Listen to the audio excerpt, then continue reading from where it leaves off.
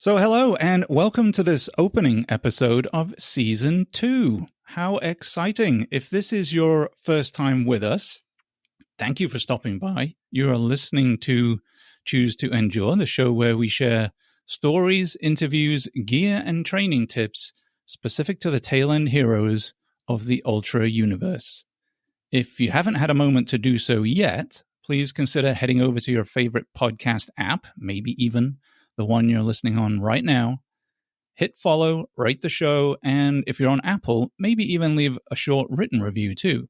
And actually, you can now also send us a text message right from the show notes if you've got something to say, which is a pretty cool new feature.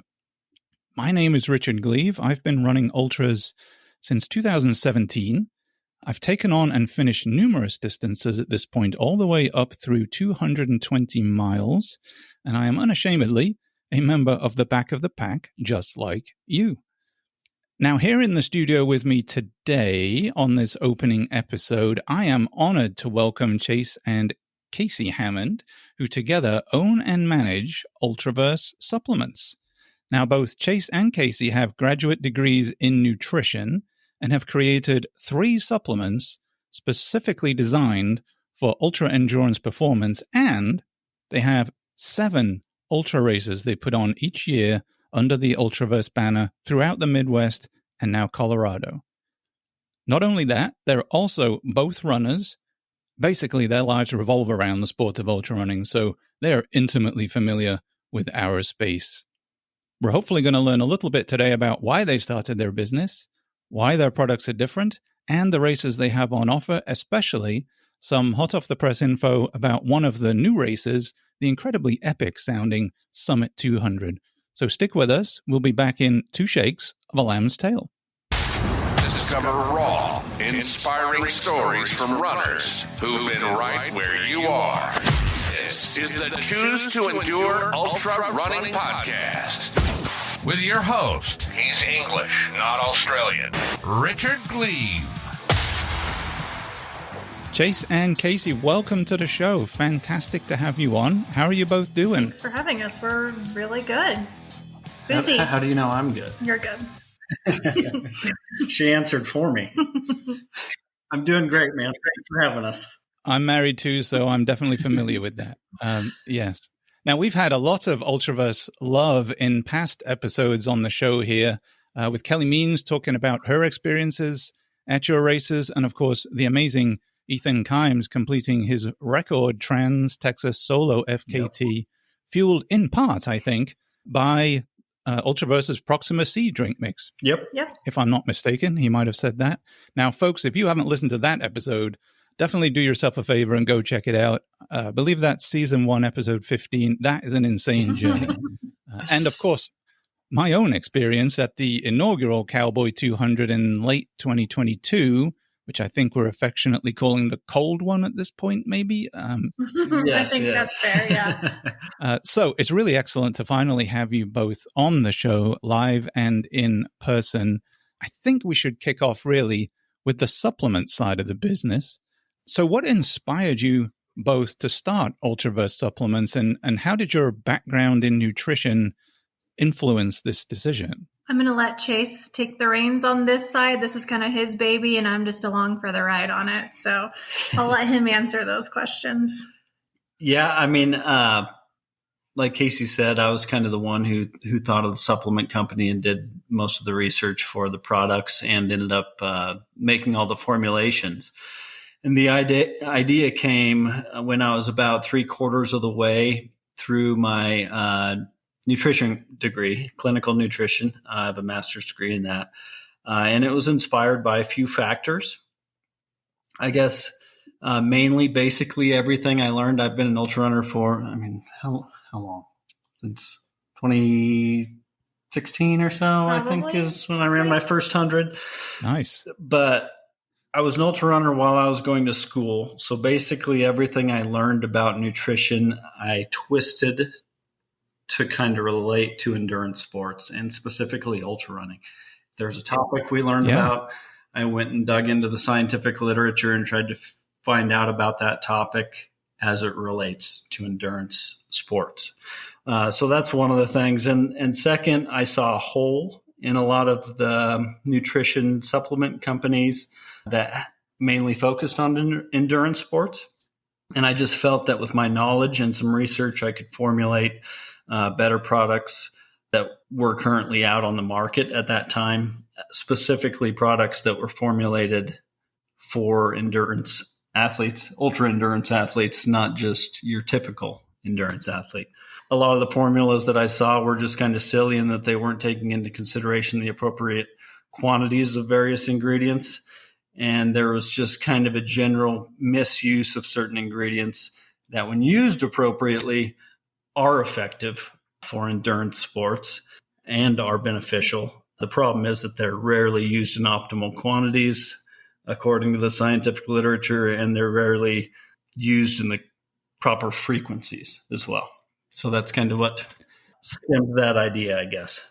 Now, so you guys came out with 2 initial products and then added the third one at some point down the line. That is, if I'm reading correctly, the T30, Terminus, and then later on Proxima C. So what is the science behind these, and that you were just kind of alluding to there? What sets them apart from the other supplements that we might find out there as Ultraverse? Yeah, you're right on about that. We came out with Terminus and T30 initially, and we should have came out with Proxima first because it's by far a bestseller. It's the endurance fuel, which kind of makes sense because that's what everyone's going to be trying. Almost everyone's going to take one of those, whereas not everyone's going to necessarily take a recovery and a daily endurance supplement. But to answer your question, T30 is a daily endurance supplement.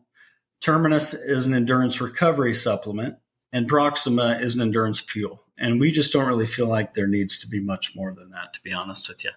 I don't think that there's many more boxes you need to check. As far as explaining the science, honestly, doing so would take a really long time. There's thousands of hours of research in each of the formulas, beyond what I learned in school. And the 3 supplements were formulated basically to be the best supplements in their specific category regarding endurance sports on the market, regardless of what they would cost to manufacture. One of our mottos is cost be damned. When it comes to our supplements, we know that they're going to be a little expensive, but we want them to be the best. We want to have the appropriate quantities of each ingredient in there. We want them to be taken correctly as far as frequency is concerned. But I think the best way to actually show the amount of thought and dedication that went into each product is to just go to our website and read the blogs about each product, because then you can really see how much research and time went into each one. And then I also give scientific sources for all the claims on there. So you can click on the scientific source and you can go read the study for yourself as far as what it says about each of the ingredients, and I'd be happy to share those links, after the podcast or whatever. Yeah, absolutely. We'll definitely put those links in the show notes if anybody is interested in going and doing some digging and seeing exactly what's in the 3 supplements. I think that's great. And I tell you what, too, just listening to you talk about that, the detail that you're going into, I think when we get to the race side of things later on, you bring that same kind of detail into the races. And I really feel like, having run at least one and hopefully coming up for the sticks here pretty shortly, I just get the feeling like that's how you approach things. And I think it shows on the race side. Bring that same level of detail and kind of passion to the fore, which is great. Now, you did talk about, too, maybe I should have started with the Proxima and not done, or before doing the T30 and Terminus. As a small business, what were some of those challenges that maybe you faced getting Ultraverse off the ground initially? I think we're still struggling with that, to be honest. It's a pretty big, vast market, and we're a small business. We've only been around for 3 years. I think the hardest part for us has just been getting the word out about our products. Yeah. And, marketing costs money. All of our products cost money. It's just coming up with the finances to do all that and still live, since we're self-employed now. So that's been a big struggle for us. Yeah, the marketing, we hate marketing. And so we don't do much ourselves. We spend a decent amount of time on social media, kind of marketing our races and being in our race groups and stuff like that. Yeah. And trying to interact with our runners. But we need to do better as far as marketing the supplements is concerned, because like Casey said, we're just starting out 3 years and 1.5 years for Proxima C. So we know we need some new flavors as well, because that's a big deal, especially with endurance fuels. You don't want to take the same flavor of something for 200 miles I took Proxima C for 100 and I was pretty burnt out on that. And I just took Proxima C. I didn't take any food or anything. That's all I took. But we will have a new flavor coming out of Proxima C, hopefully late this year. But, that's the main struggle, is the investment and the money. Every new flavor, there's a minimum order quantity for each new flavor. So it's a massive investment for all those things. But it's slowly gaining traction. So. Yep. Yeah. And, having used Proxima at Cowboy for the first time, I didn't get a chance to test drive that before. I just rolled into that race and I went for it, But it's a fantastic drink mix, and it wasn't overly sweet. Like you can take that for a considerable amount of time. Now, ultimately, I think 150, 160 miles in, I was like, okay, maybe it's time for something different. But yeah, it's really interesting. And talking with the other folks that we've had on from, representing Ultraverse too, I haven't heard anything bad about the Proxima. It's all been good stuff. And I think, that sort of guerrilla marketing, word of mouth kind of thing is hopefully really helping you, because that is a really good drink mix and quite different from other stuff that's out there on the market, I would say. So hopefully you're seeing some of that. Yeah, that's kind of been a thing with us. We don't have the money to pay for celebrities to talk about how awesome our stuff is. And that's what people buy, what they see famous people using. And that's just never going to happen with us. So that's been interesting. Yeah. We need to find you a celebrity. If there are any celebrities listening that were looking for a good new drink mix, then, feel free to contact Chase and Casey. That's right. So you've got the supplement side of things kind of going on. What motivated you then, or what was the thinking behind transitioning into sort of organizing actual ultra races in addition to the supplement side? We talked about putting on a race for probably years before we even did the supplements, probably maybe a couple years after Chase had been running.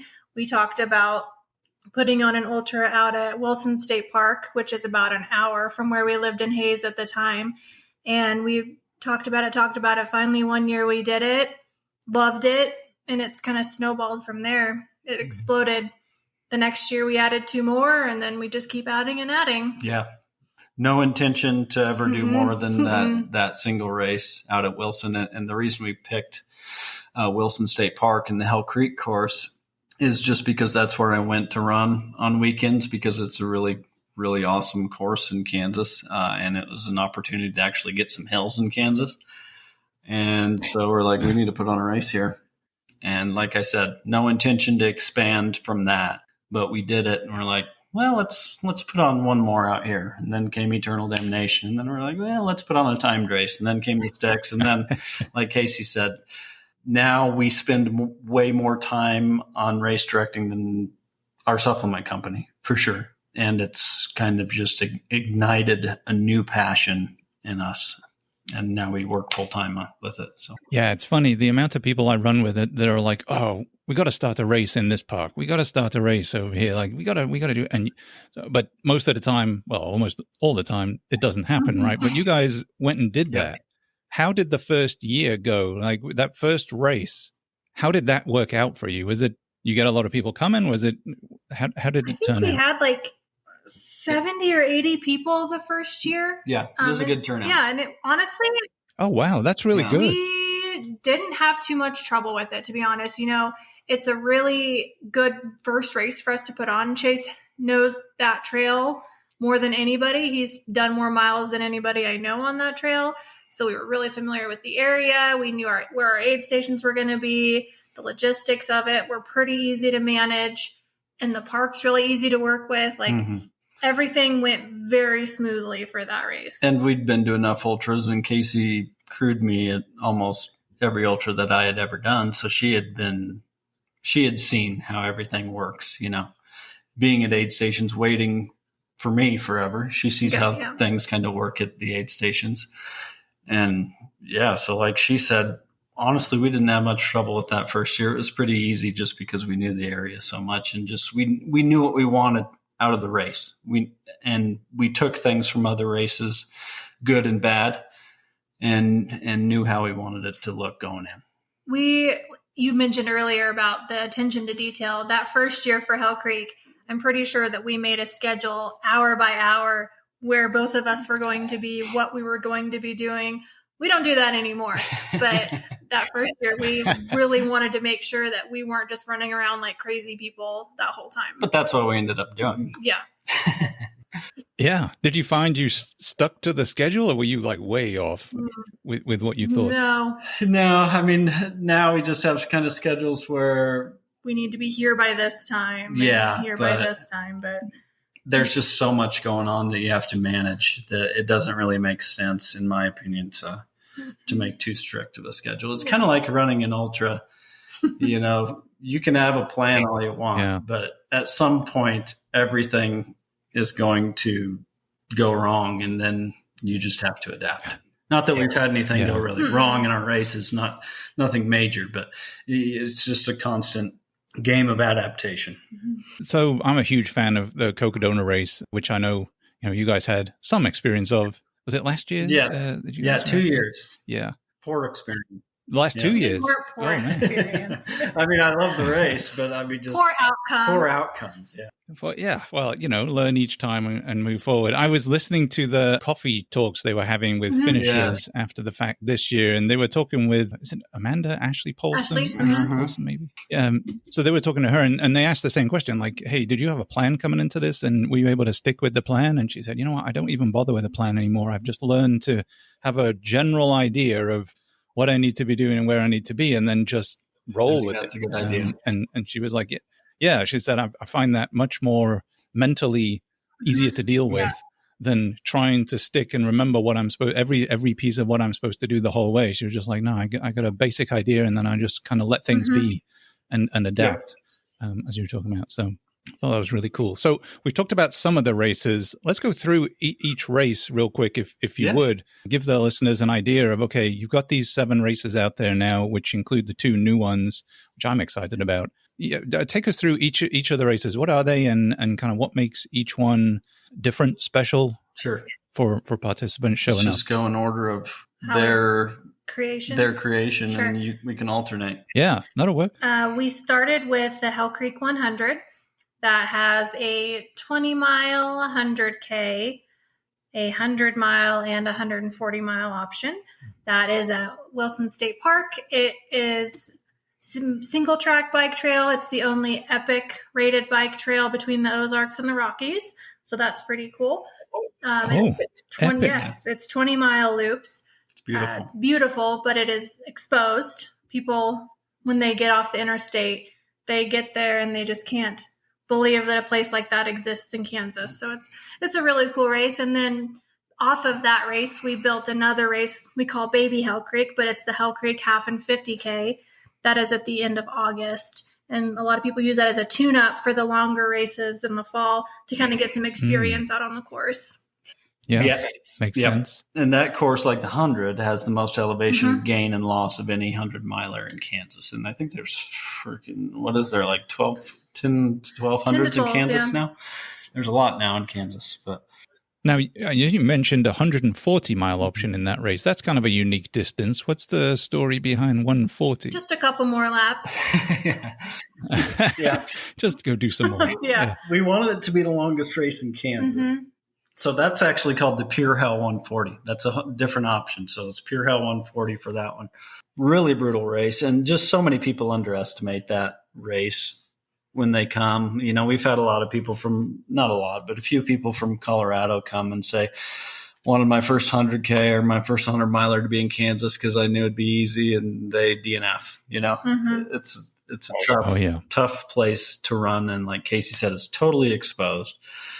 But the first year for the Pure Hell 140, what do we have?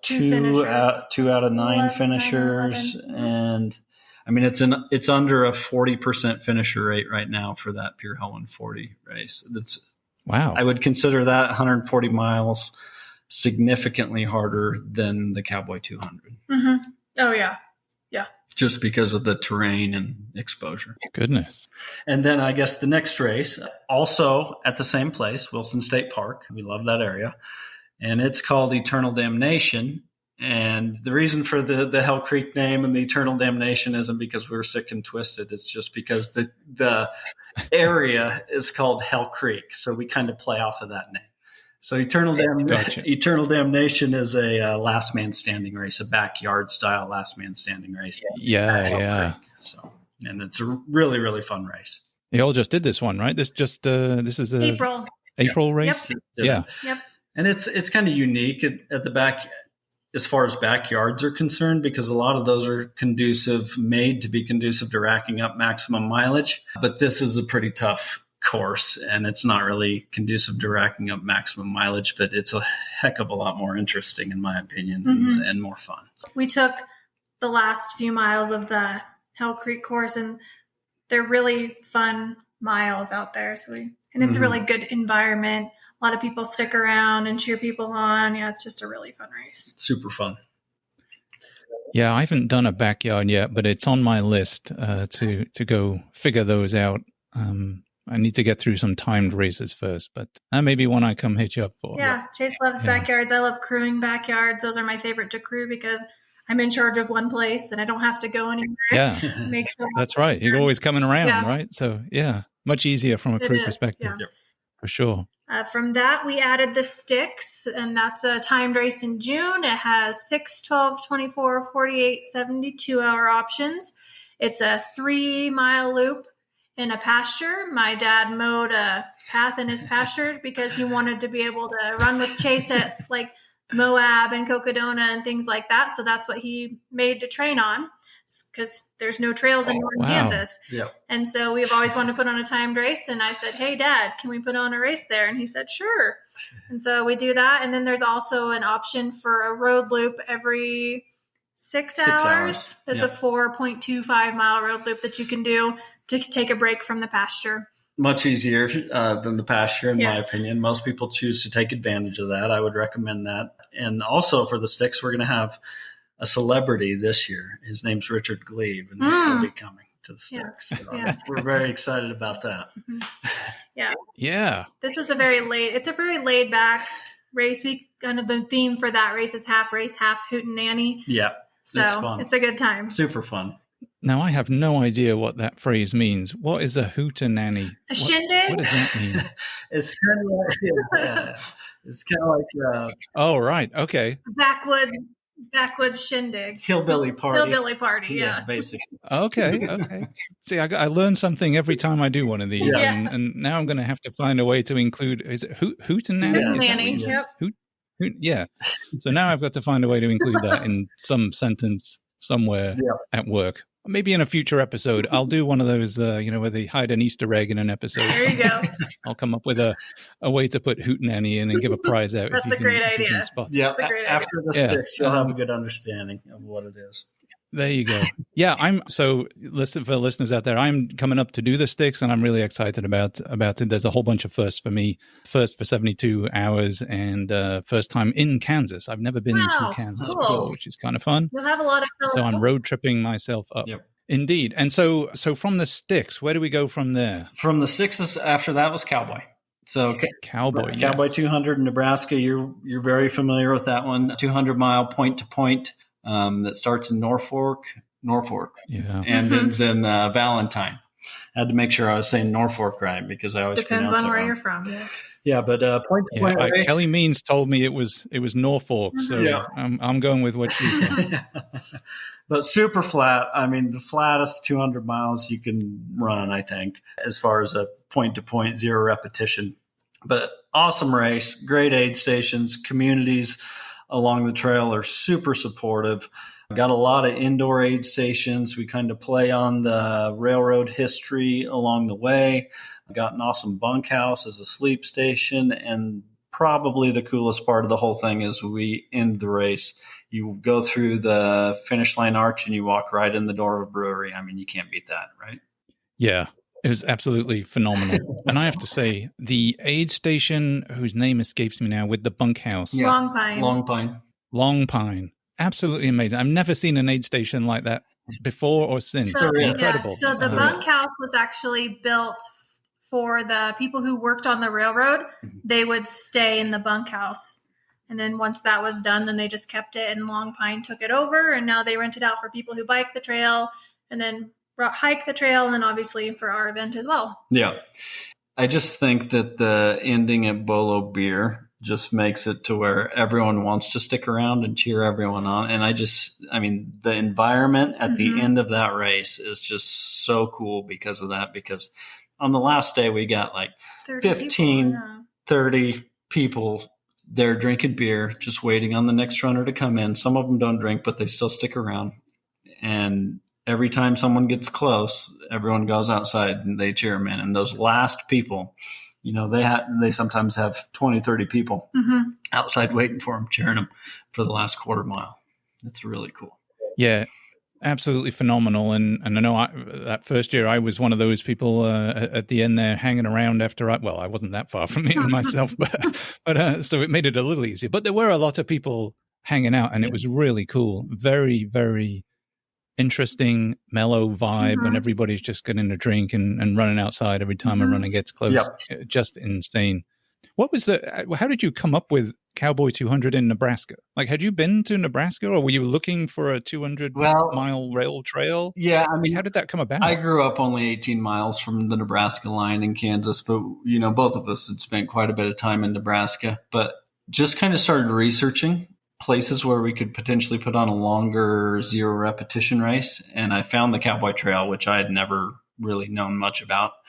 I found it in my research, and we're like, we should head out there and see if this would be worth putting on a 200-mile race on.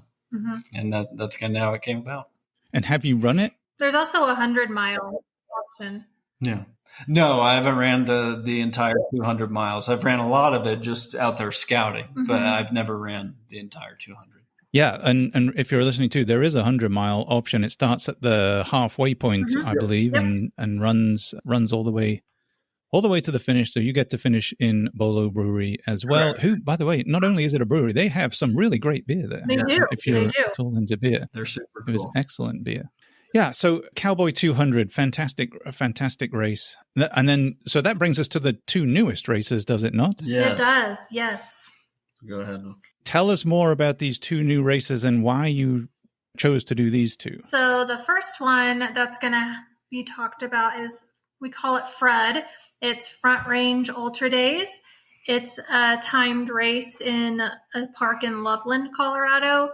We kind of took inspiration from some other races and wanted to kind of put our own twist on it and have a big ultra running festival where everybody camps and runs and eats and hangs out and just make a big party of it. Not a hootenanny. Not a hootenanny. It's in Colorado, so this is a party. Yeah. Oh, so it doesn't apply if you're in Colorado? No. What is the Colorado version? If anyone listening knows the Colorado version of a hootenanny, then let me know. Yes, I don't know that either. But so that has options from 6 hours all the way up to 100 hours, and then 100-mile and 200-mile options. And you can there's a couple different days that you can pick from to start. And it should just be a really good time, really laid back. Free camping there at the start finish. Yeah. It's a 2.1-mile loop, fast, flat.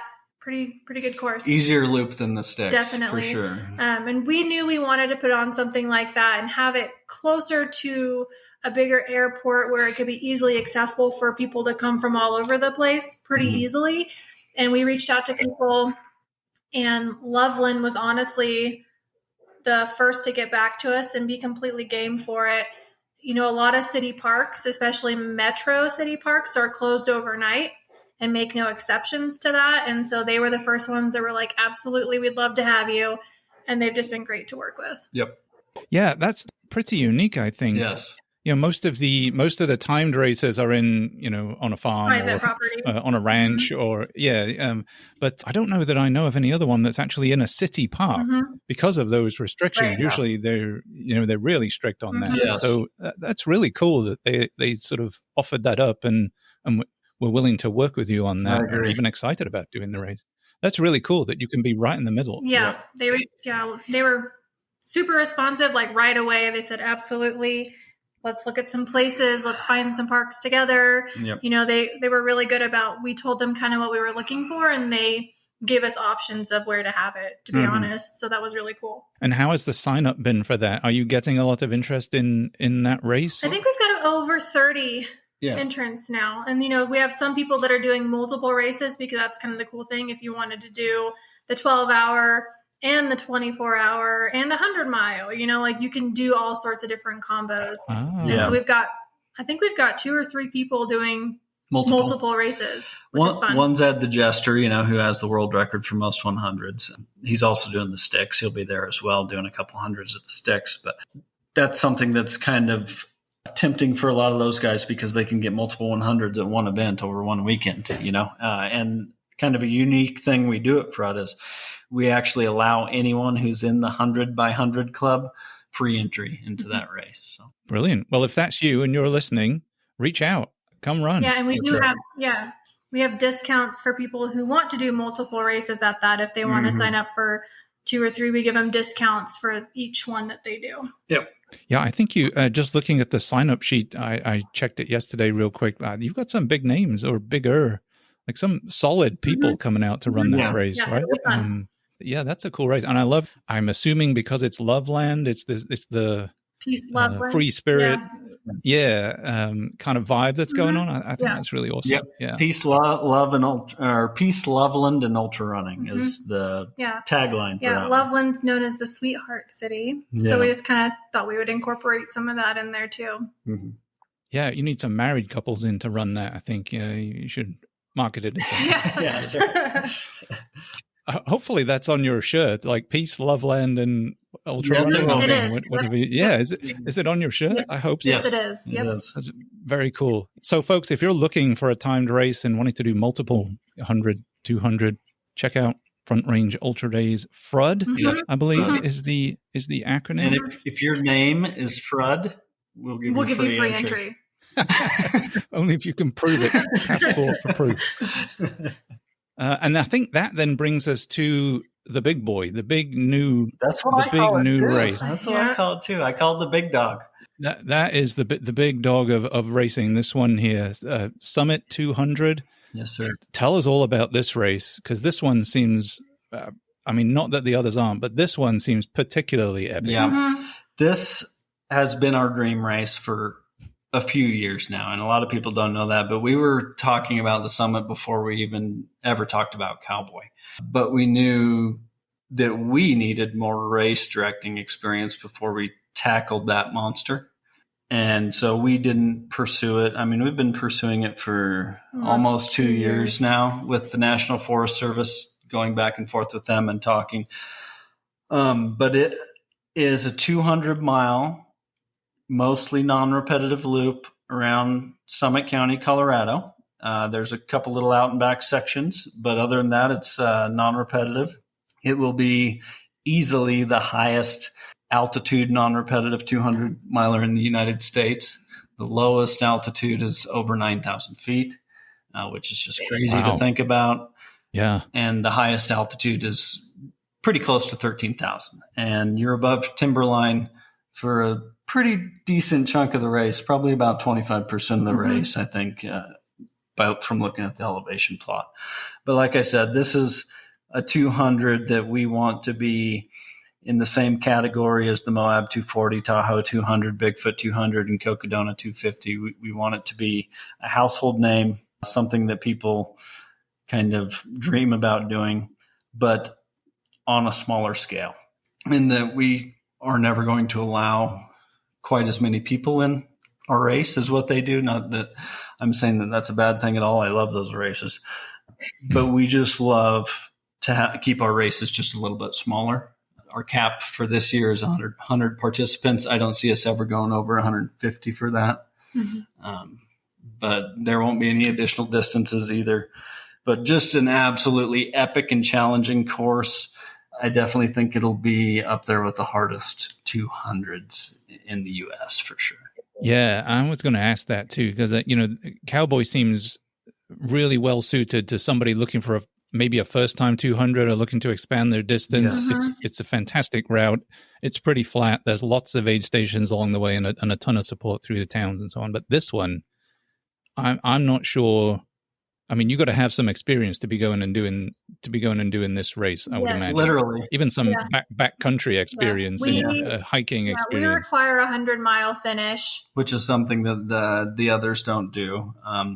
Definitely having some experience at altitude mountain running is not a bad idea. It's not required, but we do require a 100-mile finish for this one. Yeah, and just knowing how, and this is in our runner's manual and stuff, just knowing how altitude affects you. You know, for me, it's never really bothered me that much.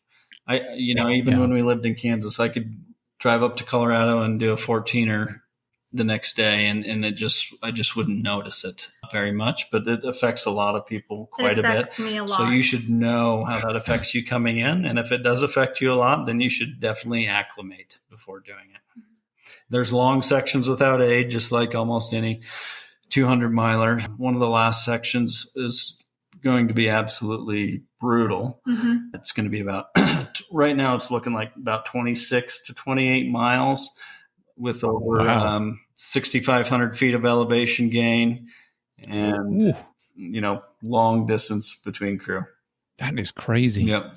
But fun. And I think just having been in so there is a Facebook group for all of these, I think all of these races. Yes. But particularly the summit one, folks, if you want to go check that out, I think, Jason, in case you've been out there wrecking the route, there's photos and maps. Mm-hmm. There's all sorts of information out there. Yes. Yeah. But this is not a, how do I say it, beginner-friendly race. You're definitely going to need some expertise to get in this one. Do you think it's something doable as a solo runner? Yes. Oh, yeah. Or are we going to require a crew with those distances? No, I think it's definitely solo. We're right on par with all the other 200s as far as the average distance between aid stations. You know, we're right there with Moab and Bigfoot and Tahoe as far as those are concerned. So it's not really any further between aid stations than other 200s. Mm-hmm. So we don't require crew or anything like that. I think. And the other thing is we take really good care of you at our aid stations. We like that about keeping our races fairly low capped. You know, we feel like we can take really good care of our runners.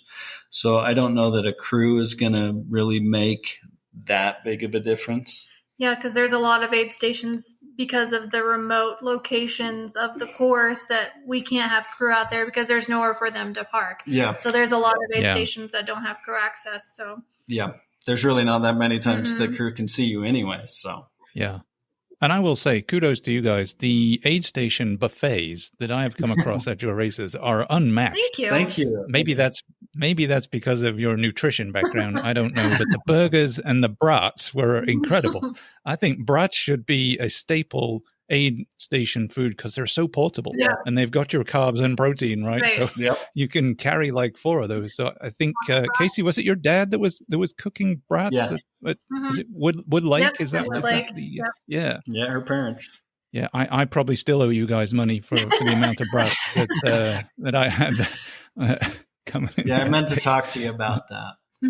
Yeah, about that. Yeah. Indeed. But I know a fantastic layout from a food perspective. So yes, I assume you're taking that into these other races too. And that's sort of, for me, that's part of your signature in races. Because I mean, I've had experience just recently actually crewing out at Moab, and it was quite different. It was quite a different experience, I have to say, as part of the aid, coming into the aid stations and what was or wasn't available. So I'm always reminded of the veritable buffet that you guys put on. It's just incredible. Yeah. And your kind of willingness to go for the plant-based and vegan options in addition to the standard. Yeah, more and more people are plant-based, so we like to include options for everybody. There's nothing worse than being hungry, getting to an aid station, and all you can have is Oreos. Yeah, you need to be able to have hot food, you know, especially if the crew isn't allowed there. I mean, crew's allowed at all the Cowboys, but you know, we want to have an option for you. Yeah, I think at the halfway point on Cowboys, Atkinson. Breakfast. So, yeah, you'll have breakfast. I think you had pasta there as well, veggie pasta maybe. We have that at Long Pine. Maybe it was long. I don't know. It all rolls into one after a while. And I'm sure the amount of time we were out there, but that was super cool. Brilliant. So, and so you've been working on Summit 200 for a couple of years. You've been working with the National Forest. I know there's challenges with permitting on races. Are you guys in the clear at this point? Is it a go for, I think it's July, right? End of July. July 22nd. We are good to go. We talked to the National Forest Service. The last conversation we had with them, they basically said that you have to move a couple aid stations. Do a couple reroutes. And if you do that, all of the different National Forest districts, which we go through three of them, are willing to play ball with it. So since then, we've made those changes and submitted them to them. Now we're just kind of waiting to hear if those are all good to go. Dotting I's, crossing T's. Yeah, we made it clear that we're making all the changes that they suggest. And besides the National Forest Service, there was 9 other permits that we had to get for this race just because it covers such a vast area. And we have all those as well. So we are ready to roll with this race. It's happening. It's up there. It's happening. Yeah. Yeah. If you don't want to run it, you can always come volunteer. Well, I was going to say, actually, that rolls into what I was going to say. Is that my only kind of point of consternation with it is the date you picked happens to be my wife's birthday, July 25th. Yeah. And so I don't think she would have. Yeah, she's turning 40 this year, so I don't know that she would have appreciated me jetting off to Colorado to run a 200-mile race on her 40th birthday. So I'm going to give her this year, fair maybe next year we'll come around. But yeah, talking of volunteering, did I see in the Facebook group too that you guys are looking for kind of doing a recce and inviting folks to come and sort of recce parts of the course with and for you prior to the event? Yeah, so we've covered almost the entire course on foot already, but now we want to go out and make like course descriptions, and we want to write down all the places where there's water, filterable water, and just things like that, things that runners would find useful in the runner's manual. And so we're trying to figure out a date to go out there and camp. Either going to be the weekend of the 22nd or the 29th, most likely. Haven't decided yet, but getting people together and seeing if someone wants to go out and scout some of the course with us, and we'll give them volunteer credit. And then at the end of the day, we can all sit down and have some drinks and food and have a good time. Fantastic. So folks, if you're listening and that sounds like you, if you would like to get out and explore some of this fantastic terrain in advance of this race, or just have a weekend out in Colorado and hang out afterwards, reach out, because I think that's fantastic.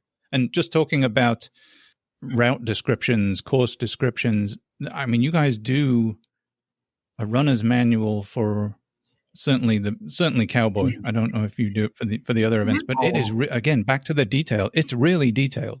Right. It's really helpful as a runner to have those kinds of things. So again, kudos to you for putting that out there. I have no doubt that the Summit 200 one will be incredibly detailed. And I think you put them out for all the races. I know there's one for Frud and the Sticks, which I've been reading ferociously over the past few weeks. Yes. You do a runner's manual for every a runner's guide, whatever you want to call it, for every race that you have? Every race. Yeah. Again, it's that detail, I think, that matters and it counts. We're obsessed. Yeah. Now, of all the races you guys have, all 7 you will have, well, maybe not all 7, of the ones you've already directed and have going. So you got 5 with Frud and Summit 200 to come. Do you have a favorite? Like, which are your favorite races to race direct? No, I don't have a favorite. No, I don't. I really don't. No favorite. They're all fantastic. Also different, I think, and that's what makes them cool. Is not any of our races are the same. So, like, every time we go, it's a whole different thought process, and it's just completely different from each race that we go to. I really like that. I like having a variety. Yeah, some of them are a hell of a lot easier to put on than others. You know, like Eternal Damnation, we have to be in one spot the entire race, which is nice. But as far as RDing is concerned, I don't necessarily have a favorite. I love them all. If there was one that I would dream to run, it would be the Summit 200 for sure. No. I'd love to do Eternal Damnation and Hell Creek. I always think about doing these races, how much I'd like to do them. But I always describe the Summit as it's my dream race that I'll never run. But as an RD, they're all so much fun. I definitely couldn't pick my favorite one to actually direct. I love them all. Mm-hmm. Now, talking about being a race director, I've talked to a couple of race directors over the years, and they all have some kind of crazy ass story of stuff going wrong, or it will go into a heck in a handbasket. Have you guys come across any really weird moments or experiences throughout your race directing career? We've never had a single thing go wrong. Everything's went perfectly every single time. Let's see. I think at Cowboy, one of our unmanned water stations ran out of water because someone didn't close the thing on the jug. But we actually had one of our volunteers knew a local lady, and she went and refilled it for us. So it was crisis averted very rapidly. Nothing too weird, No. Well, I guess at Cowboy last year as well, there's some 100-milers. It's always the 100-milers that give us trouble at that race, by the way. The 200-milers never. Yeah. But the 100-milers are newer, I think. Yeah. A lot of people do it for their first 100. Yeah. Which I don't necessarily think it's a good first 100, by the way, just because there's such long distances between aid stations. But anyway. Once night comes, they kind of lost themselves. 100-miler was hallucinating badly, I believe, and got off course and ended up rummaging around on private property in the middle of Nebraska, which is not a good idea. Out in the country with a headlamp on in the middle of the night. Someone in Nebraska sees you in their yard with a headlamp on looking around in the middle of the night. They're not going to take it too kindly. And he got a gun pulled on him, which is not surprising at all. I'm just surprised he didn't get shot. Oh my gosh. So that was one thing. Yeah, I think he called 911. Yeah, he ended up calling 911 because he thought people were chasing him, but really it was just runners with headlamps, That's the kind of crazy crap that comes up, right? Yeah. It's just completely out of your control, too. Yeah. I mean, what do you do as a race director then? Like, were you finding out as it was happening, or you were finding out after the fact? After the fact. Yeah. And then, crazy thing, one of his crew members actually came into Bolo and yelled at me because we didn't have enough lighting along the 200-mile course. He thought I should put solar lights along the 200-mile course. Along the actual rail? Along the Cowboy trail? Like 200 miles of solar lights? That's what okay. That should be easy enough, right? Just Noted. Roll out some fairy lights. Just go buy a bunch of fairy lights and roll them out. Yeah, to a certain extent, you got to be able to take care of yourself a little. And that's why we have the 100-mile requirement for the summit, because if you have a 100-miler and you know how that's going to affect you a little bit, I don't want you out there in the mountains dealing with that. You know what I mean? So. Absolutely. There's definitely a safety aspect to that race that doesn't exist maybe in other races that you guys have going on. Yeah. So definitely some experience there. And folks, it's really hard to get lost on the Cowboy Trail. Yes. It's a straight very, trail. very hard. Yeah. Right? It's not that difficult. I'm baffled. I don't know. They had to be tripping. I have no idea. I mean, even without lights, it's. I mean, I know I followed it quite handily with no lights, just a bit of moonlight. A lot of people don't use their headlamp at night because the sky is so bright with the moon. You don't need it, and you're so close to the highway. That's right. Too, you know. Yeah, I mean, you can't. I mean, as long as the highway's right there on your right hand side, for most of it. For a little bit, it's on your left, except for those little detours. Yeah. But but for the most part, that's challenging to get lost on the Cowboy Trail. Yeah. Good job. Congratulations on that. We should. Yeah, totally. Send them a shirt or something. Congratulations. Shirt that says, "I got lost on the Cowboy Trail." That's a good. Yeah, we should definitely do that. Special badge, special merit badge or something. I don't know. So now I wanted to chat with you too, because I work in the same company as my wife, but we don't work together necessarily. So that can be kind of fun when we get home in an evening and we want to chat about stuff. Now you guys live and work together, right? You're doing everything together. How is that for you? How is that? Yeah. How do you balance your professional and personal life when you're running a small business, living together, doing everything together? How does that work? We don't. what's the separation? Yeah, we are really bad about that. As ultra running has become our life, other things have kind of taken a back seat. And sometimes I think our personal lives have definitely taken a back seat. Luckily, we complement each other pretty well. We work very differently. He is tightly wound and high strung, and I'm more of kind of a mellow, everything will work itself out kind of gal. And it's led to some head bumping, but also I think we kind of level each other out a little bit too. Yeah. Yeah. I certainly don't think there's balance by any stretch of the imagination. I think the balance is probably impossible at a certain point, at least without sacrificing some things that we want to do with our companies. Definitely our personal lives take a back seat, and that itself is a sacrifice. But we are doing what we love, so that is awesome. We're very fortunate to be doing what we're doing. We've taken a lot of risks. We both quit pretty good jobs to do this, knowing that we had to do a lot better than what we were currently doing when we did that. A lot of risks, sacrifices, and it's been a hell of a ride so far. And I have a feeling that this next year is going to get a lot crazier, but we're loving it. Yeah, I think you guys do first of all, very courageous to quit jobs and go do what you want to do. Yeah. I think it's brilliant and totally commendable. Love you guys for doing that, because so many of us don't. It was terrifying. Don't let me kid you. Yes. Before I turned in my 2 weeks notice, I asked Chase a million times. I said, "Are you sure? Are you sure we're doing this? Are you sure?" Because he quit before I did. And so we had about a 7-month period where he was doing the business full time while I was working full time and doing the business. But yeah, I was very hesitant. She was my sugar mama for a while. I was the sugar mama. Awesome.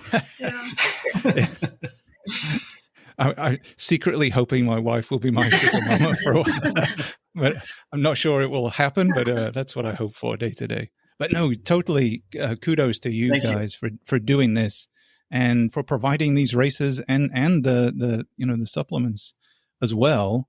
I think it's tremendously inspiring. And, I've alluded previously here to the detail in which you approached not just the supplement stuff, but the racing and the thought you put into each of your races from the runner perspective, as well as, everything else that's going on. I think really sets you apart, even from those big races. I mean, I've been out at Moab and so on, and you pay a lot of money for those. I mean, it's like $1,500 just for the race before you've even gone and done anything else, as you guys will know from Cocodona. Yep.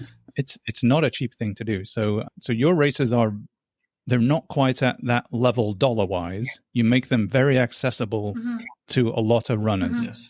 And within that, I think you provide a tremendous experience. So, I mean, I think you've got everything ahead of you. And I'm really hoping that the Summit 200 race puts you squarely on the map as a premier race company and a premier race. That has all the potential to be your signature race moving forward. And you could really find some top names looking at that race pretty hard, I would think, to come out and run that. Yeah, I think so. Yeah. Now, not only are you guys nutritional experts and race directors, obviously we said at the beginning too, you guys are also runners as well. Definitely Chase. Casey, have you run an ultra? I dabble. At this point? I dabble. Okay, I like it. Yes. The furthest I've gone is 50. Okay, miles? 50 miles. I just did a 50K with my friend Amanda this last weekend in Colorado Springs. So I'm not as hardcore as him, but yeah, I do. Fantastic. I really need to go to total sidebar. Totally need to go to Colorado Springs one of these days. My friend, I have a friend from the town that I come from over in England. He runs a British pub in Colorado Springs. He owns and runs. It's like a British food/pub down there. So I keep meaning to get over there and go see him. There's tons of great running out there too, and tons of other things to do. So yeah. That's what I hear. So I got to get myself up to spend some time up around Colorado one of these days. So from a personal running experience, what are your favorite races? What are the best experiences you guys have had at a race, either as crew Casey, in your well, I guess as a run too, but either as crew or runner, Chase. What are some cool experiences you've had? What's been your favorite race to run? My favorite race to crew has definitely been Moab. Chase ran that. My mom, my dad, and his mom and I were his crew for that. And like, it was as much of an adventure for us as it was for him. It was just a wild ride. We still talk about it and laugh about it. And it was wild. It was super fun. Probably my favorite race that I've run was probably my first ultra. It was a timed race in Wichita. I was definitely injured, but I still got it done. And my mom and dad were there and Chase was there. And it was just a really fun time. Fun and fantastic. Works. Different kind of fun. Yes. Type 1 fun. Yes. Yeah. For me, I think the most memorable race experience would have to be the Moab 240, which I did in 2020, simply because, at that race, I just thought I was screwed so many times. Mm-hmm. I had so many lows, and the first day I thought I might die. Ran out of water. With 13 miles left in a section, and it was almost 100 degrees out. And by the end of that section, I was cramping everywhere. Like if I turned my wrist up like this, I'd cramp up here. If I turned it down here, I'd cramp down here. I mean, it was brutal. He called me. Yeah. He's like, I don't know what to do. I'm like, well, you got to keep going.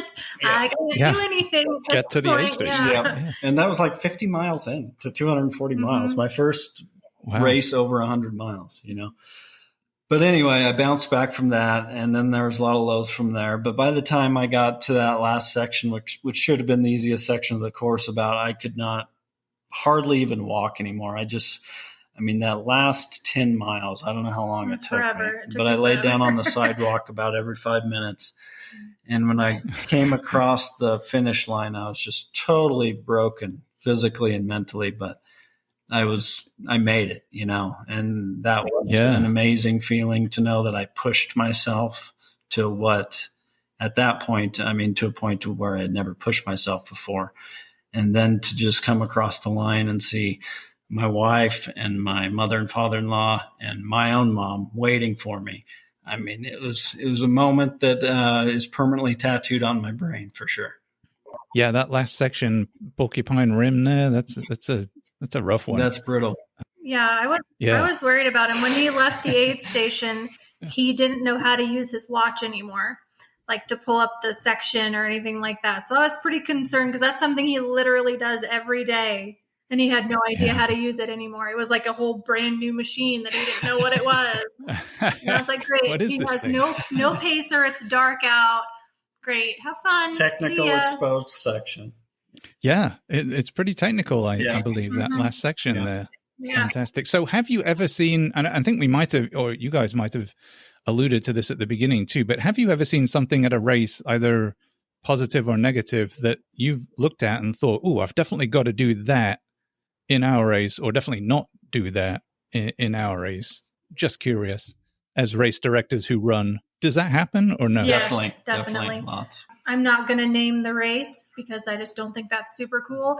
But there was a race we were at and the entire aid station staff was blasted, like stumbling around, had no idea what they were doing. Oh, wow. And it was just a really poor experience dealing with them. They didn't know, they weren't checking runners in and out. They were literally they're chugging beers, having a good time, and it just kind of left a bad taste in my mouth.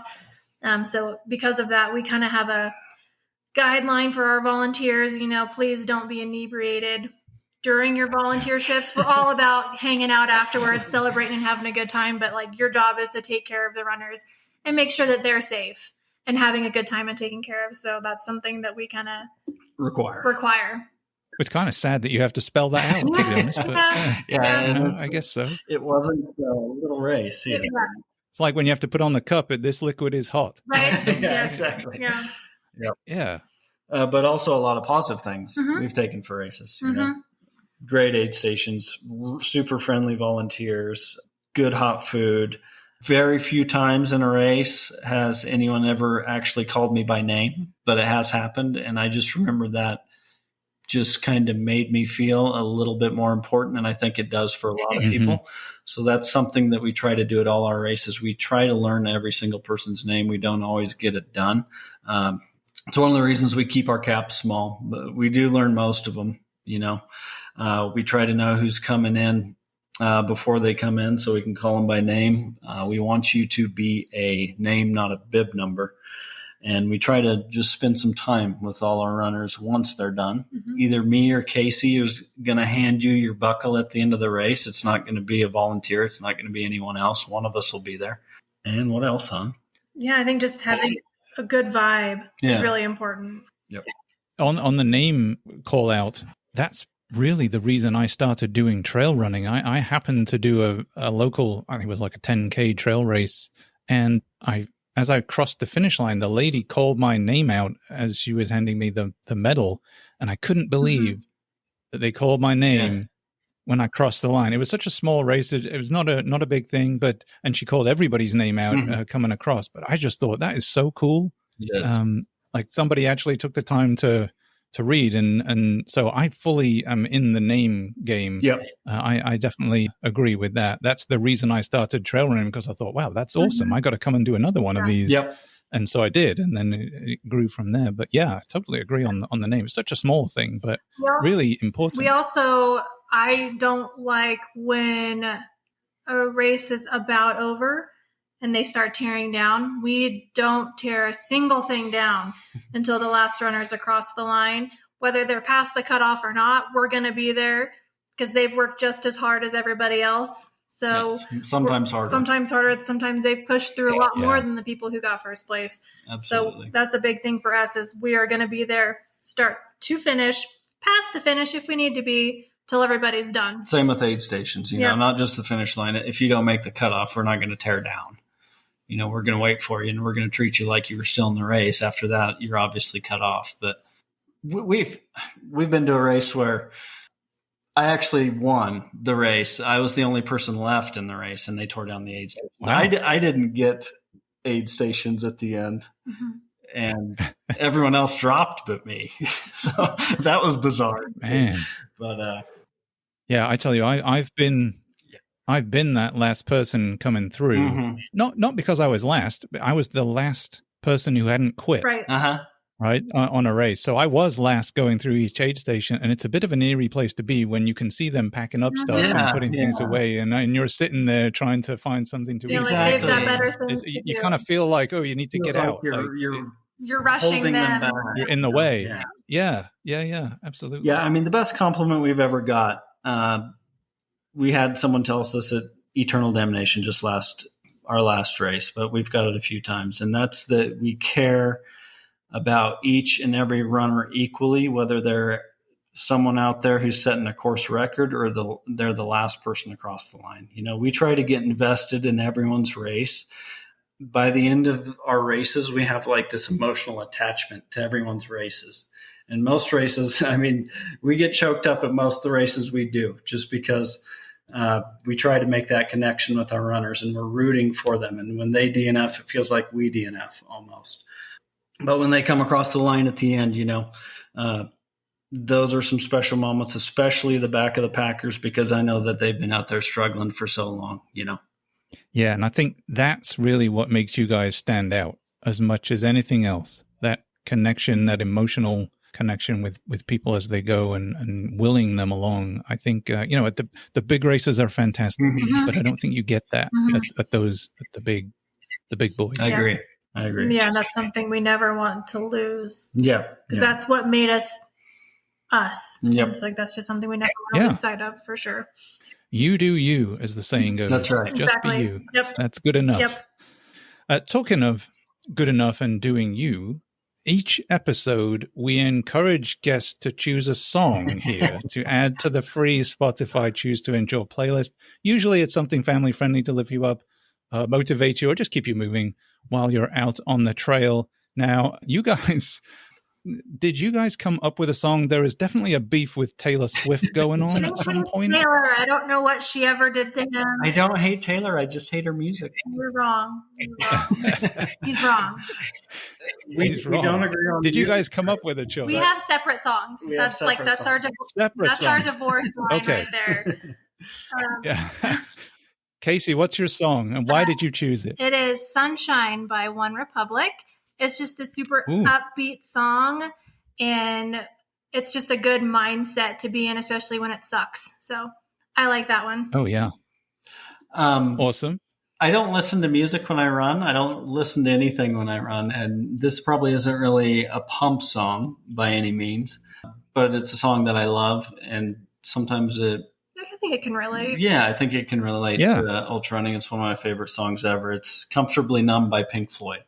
Oh, that's a song right there. Right? Yeah, absolutely. Great song. You know, it's been really interesting asking for these songs. Originally, it was just kind of a fun way to close out the show, or at least that's how I thought. But guests have come on and had some really, really emotional reactions to picking a song when it represented some part of their training or a part of their race where they were feeling really kind of down, and this song came on and something changed, and it's been a really fascinating journey into the mindset of people. Well, that's a cool idea too, to have people suggest that. And what Chase finds is like a pump song, I'm just like meh.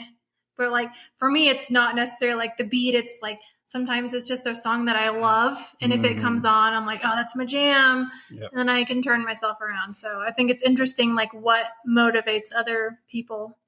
Yeah, it's pretty fascinating what the emotional attachment people have to songs and what they represent above and beyond what I thought it would be, which is just a nice bit of fun at the end. Yeah. It's been just tremendous. So we will definitely get those added to the playlist so that folks out there can go enjoy those tunes as much as you both do. Chase and Casey, thank you so much again for joining the show today. Of course. I really hope this chat has given you, the listener out there, an insight into the Ultraverse journey, the supplement products that are out there on offer, and the fantastic races that they now have on schedule, all 7 of them. I can highly recommend getting out on Ultra Sign Up, giving them a look. You know, the guys run a really top-class event, really care about the runners because they are runners themselves and they understand those challenges, and you will definitely be well catered to as both a runner and crew. So now, Chase, are you out at Tahoe? Is that right? Did I read that correctly? I'm in the Triple Crown this year. Triple Crown this year. Yeah. Brilliant. So good luck on that. We will definitely be looking out for you and giving you a shout out as you start to tackle those, which I think is Tahoe first. Yep. Tahoe first. Tahoe 200. Yep. Yeah, right there in June. So best of luck on that. Thank you. I will, of course, link the Ultraverse website in the show notes below if you want to go and check out the products and the information and any of the races. And while you're on the internet checking that out, don't forget to subscribe to the show here to get notified each time a new episode comes out. And of course, share and maybe even consider taking 2 minutes to give the show a review. It would certainly be very much appreciated. Doing any of these things really does help with the algorithms, and that in turn helps get the word out and helps other runners find the information that guests like Chase and Casey have to share. You can find us on Instagram, Facebook, over at choosetoendure.com. So be sure to head over to any of those and check us out, say hello, drop us a message, suggest a topic, or provide some constructive feedback if you have a moment. We love getting those interactions for sure. So until then, go buy some Ultraverse products so that you can run long, run strong, and keep choosing to endure.